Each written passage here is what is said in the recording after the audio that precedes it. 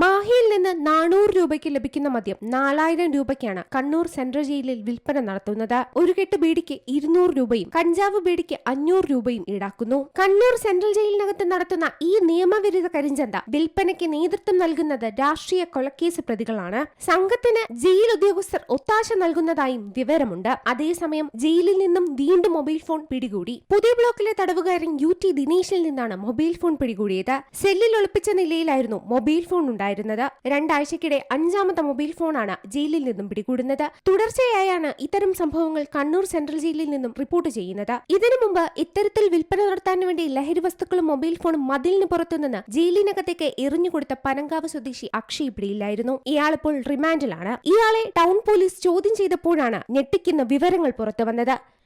See Malayalam news, Kannur. ഏറ്റവും പുതിയ വാർത്തകളും വിശേഷങ്ങളും വിരൽത്തുമ്പിലറിയാൻ സീ മലയാളം ന്യൂസ് എല്ലാ ഡിജിറ്റൽ പ്ലാറ്റ്ഫോമുകളിലും ലഭ്യം.